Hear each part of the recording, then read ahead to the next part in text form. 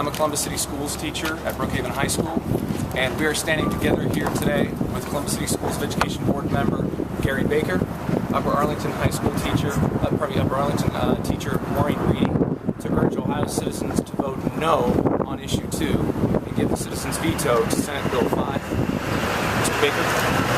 Thank you very much. I am a member of the Columbus Board of Education. My name is Gary Baker, and I'm here to say collective bargaining has worked for our district. And so I'm asking everyone to vote no on issue 2. Senate Bill 5 would be a very bad thing for our district, for our employees, and all other public employees. So that's why I'm here standing with these folks saying we do not want Senate Bill 5 to be put into place. Vote no on 2. Because collective bargaining has worked for our district. There hasn't been a teacher strike since the mid-'70s. That's over 35 years that we haven't had a strike. That's due in large part to collective bargaining. And so our employees do pay their fair share, despite what you may have heard, for insurance and other benefits that they receive. They do pay their fair share. And so imagine there's no collective bargaining. Imagine there's a teacher strike.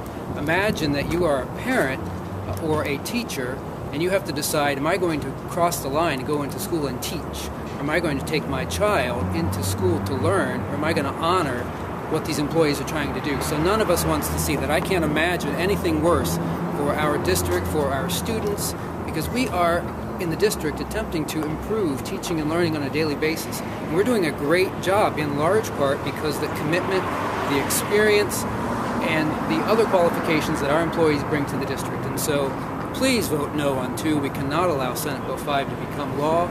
It would be a terrible turn of events for the district, for our students. I would just simply say this. For me, Senate Bill 5, issue 2, is bad for students because it's bad for teachers, because Senate Bill 5 will impact my teaching conditions. And my teaching conditions are my students' learning conditions. And what's being lost here in the debate is the students. And they're the ones that are going to be hurt from this legislation. I've been a teacher for 29 years, and I've never seen anything like this. To take away the teacher's voice from the classroom and from negotiations is taking away the student's voice. My voice is my student's voice. I have spoken up for classrooms that are over 105 degrees in the early fall and late spring. I've spoken up against toxic fumes coming from construction outside of my classroom windows. I've spoken up for increased technology equipment to prepare my students for the 21st century. My voice is my students' voice. Right now we have classrooms that are above 25 students, so we've hired teaching assistants because of our teachers' voices advocating for what our students need. That way we can get to students with learning challenges. We can get to students who are above grade level and stretch them and extend them because our class sizes are too large, and now we've spoken up for teaching assistants. I've also had the unique situation of being on the other side. As a student in high school at Eastmore High School, I was facing the picket lines.